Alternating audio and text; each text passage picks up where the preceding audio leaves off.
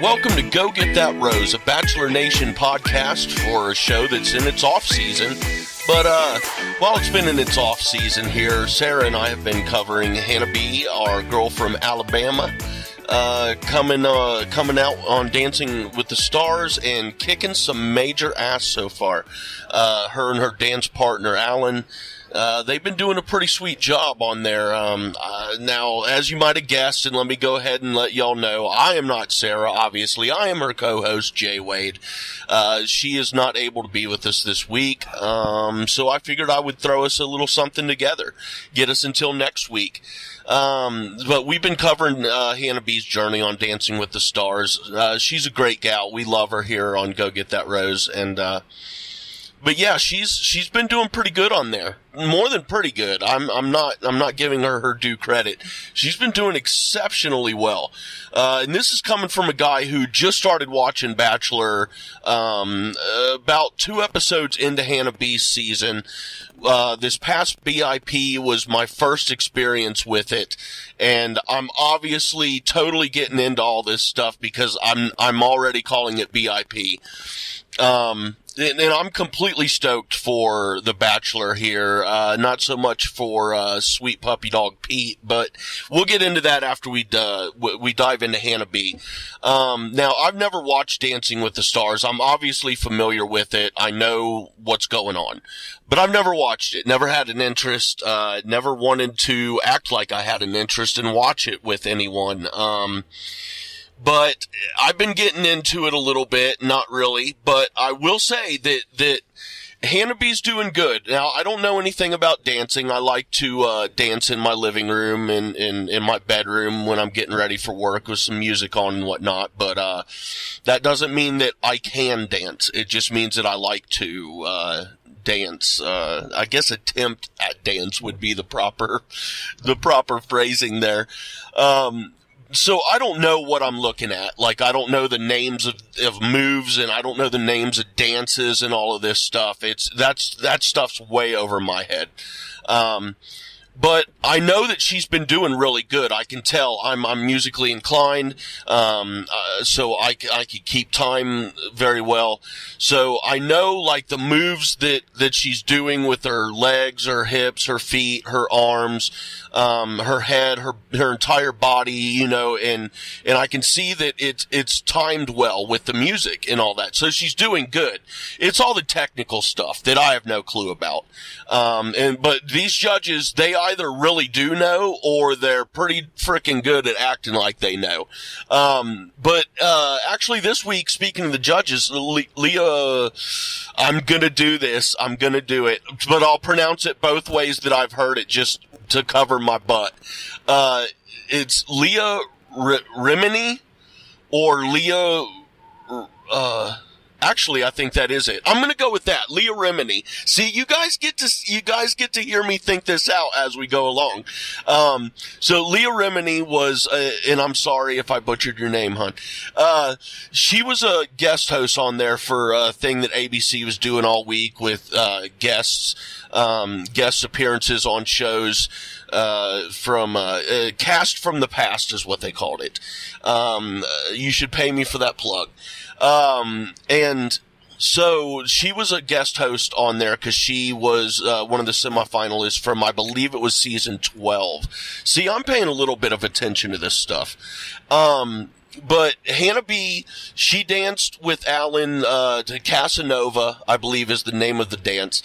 Not sure anything about it, but she was in kind of a, I don't want to say goth, but definite dark. It was dark theme, like all black. She had on the little half skirt thingy, majigger, whatever it's called. Again, I don't know about this stuff. I just watch it and regurgitate what I've seen and how I feel about it. But she did good. I do remember I had a note here that, something looked a little off. Something seemed off. but it was good. And then even the judges had said, and I can't, when they explained it, I don't know, but they explained what was off, what was odd. I don't know if I really understood what they were saying, but it seemed like they felt the same way I did. Or perhaps instead of the professionals, I felt the same way they did.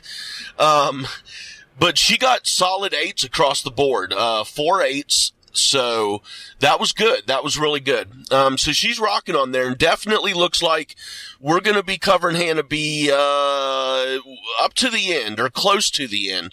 I still think it's going to come down to her and, Dawson's Creek. And great segue there into Dawson's Creek.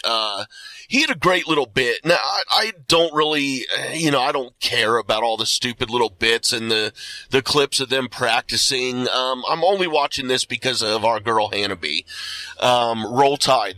Actually, I can't believe I said that was just for you, Hannah, because as soon as I said it, Hook 'em Horns popped in my head, and I was like, so Hook 'em Horns for me and Roll Tide for Hannah B, as she rocks it out. But James Vanderbeek, as I said, Dawson's Creek is going to be her biggest competition, I think. Now, the other folks, they're coming along very nicely, especially, the comedian, Cal. I think it's Kel, Kel. But he's doing great. I mean, holy crap, especially from his first night. But yeah, he's coming along well. They're all coming along well. And we found out a little bit though in, Dawson's, opening bit before his dance that, he and his wife are going to have another baby. So huge congrats to them. Always got to be happy for folks bringing new life into this world.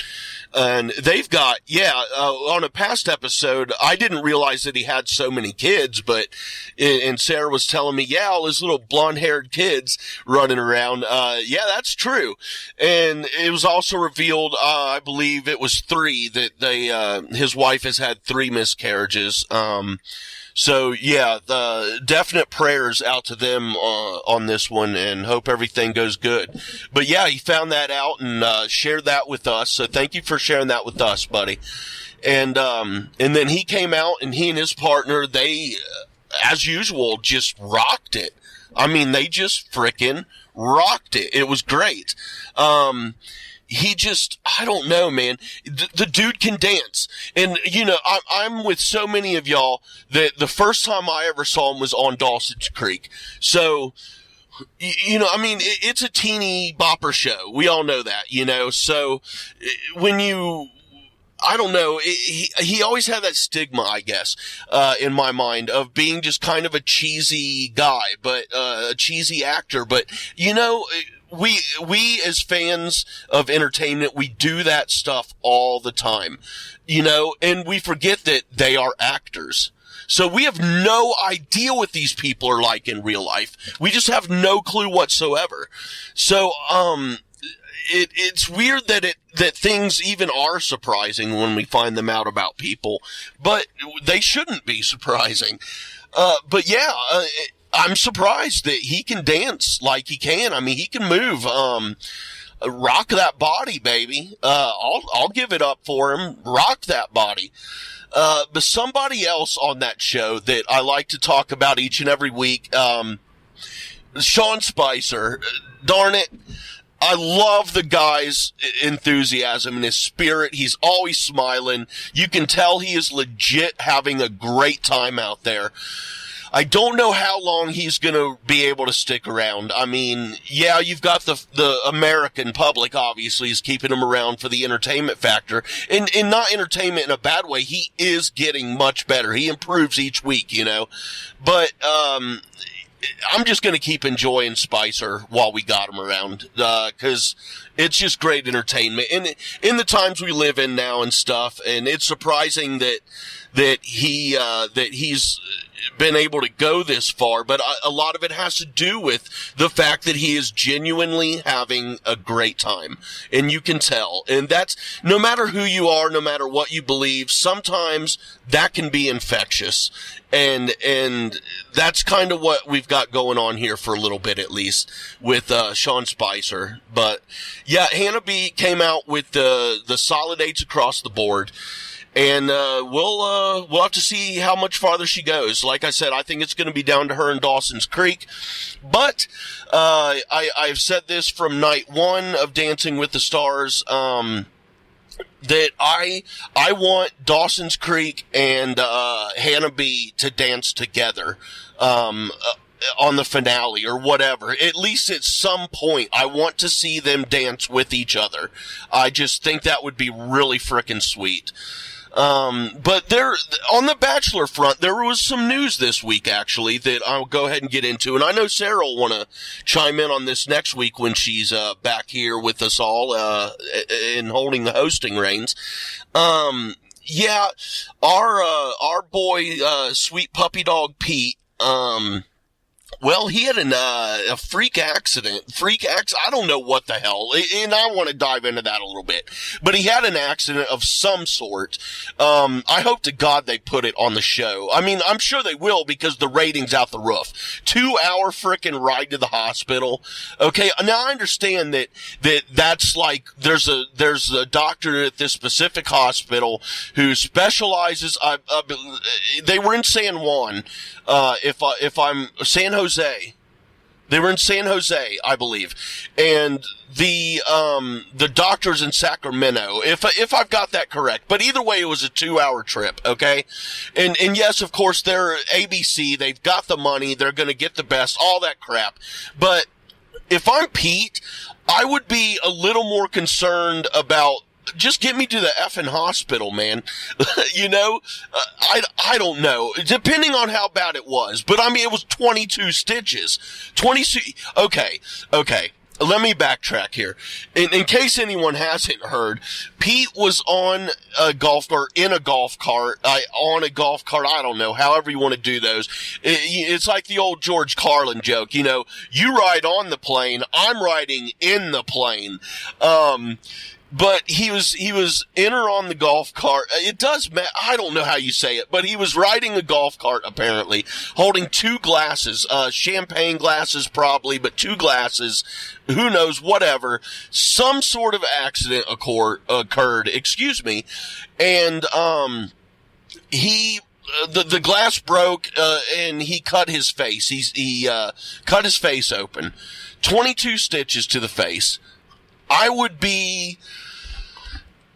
think I would be more concerned with getting to a closer hospital and not having to sit there like that for 2 hours in whatever, it couldn't have been an ambulance. It had to be either an airplane or a helicopter. It just had to be. So they get him to the hospital, all this, and in the report I was reading, it said that none of the contestants were on the scene when it happened. So, I don't know. My question here is that what the hell was going on? Right? Because when you hear he was holding 2 glasses or whatever, you're thinking, okay, he's on a date and he's holding 1 glass and and he's with the girl and he's holding her glass, or he's carrying them to her or something like that involves a date. But no. So, what the heck was going on here? Were they just driving around partying, scouting for some scenes? Were they on their way? I mean, it's glasses. That to me implies that there was alcohol involved. Obviously not the driver of the vehicle, because of liability and all that. And I would imagine that Pete wasn't driving, because if there was alcohol involved, then there's no way that ABC would allow that to happen, him driving while under the influence or whatever. So, I mean, I'm kind of baffled by this. I want to know more. Chris Harrison said he's 100% okay. I'm sorry, but 22 stitches to the face, dude, that's going to hamper something. You know, there's going to be a scar there. He underwent surgery. I mean, come on, dude. And I don't know. Normally I'd maybe feel bad, like if I know the people, if I knew them personally, as far as knew Pete and knew the girls personally, then yeah, perhaps I would not think this. But I don't know them, and given the type of show it is, and the fact that they are contestants, okay, they are there to win a prize, and in this case, the prize is Pete. Or his final rose, actually. So how is this going to affect that? Like, are some of the girls now going to try to back off a little bit because they don't want a scarred up Pete? Or, you know, are we going to see a girl or two who wasn't in the running or is high in the running?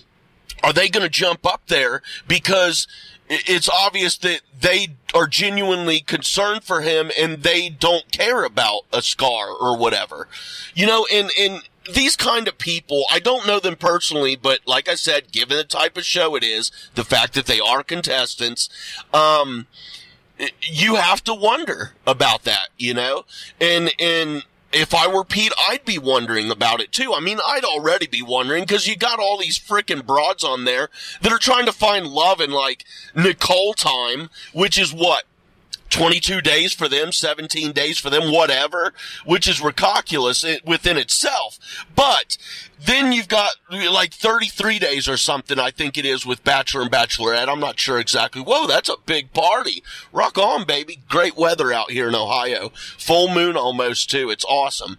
I am recording while I'm driving, by the way. Woot woot, peek behind the curtains here, folks. But yeah, it has to be a question in Pete's mind as to whether or not these girls' feelings, or feelings I do in quotations that you can't see, toward him. You know, I would definitely be concerned about that. I'd be wondering about that. But we will see. We will see, here come January when, sweet puppy dog Pete, starts to do his work and, see what he can work out. Sara and I know we are both still PO'd that Mike is not the Bachelor. We really wanted Mike. But, you know, we are us and they are them. I still got my beef about, Bachelor and Bachelorette and all that. And Chris Harrison himself making statements like, we just want to help you find love. We've been, you know, we're being more diverse and inclusive, yet there are no normal people on there. No normal people, all right? I'm an overweight guy. You know, fat guys deserve love too. So if you want to tweet out there, fat guys deserve love too. # J Wade for Bachelor. See, let's see if we can ruffle some feathers over there and get some change going on here, because I guarantee you I think they would get more views, and it would be far more entertaining if they just had regular, average, normal people on there, and give some of us normal folks a chance, not just all the pretty people and the models.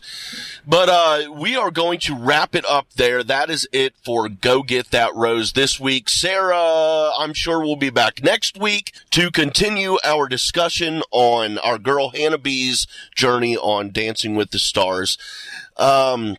You can find Go Get That Rose, and also you can find other shows on Merc with the Movie blog feed on all your podcasting platforms. Just go to Anchor, though. Much easier to go to Anchor. This show is also on YouTube on the Merc with the Movie blog YouTube channel. And you can also find some Collider-related content over there. Any of you who may be familiar with Collider videos on YouTube, we have a Collider Live after show called After Live. And there's also a show called Talkin' Schmodown. So go check it out, and we're going to be bringing much more content to you guys here in the near future. So everybody, thank you very much for listening. Come back and join us again next week. Sara will be back taking us through everything, and she will have a lot to say, I'm absolutely sure. Thank you all so very much. Follow me on Twitter at JWade1134. That is the letter J, WADE 1134. And remember to always go out there and go get that rose, baby.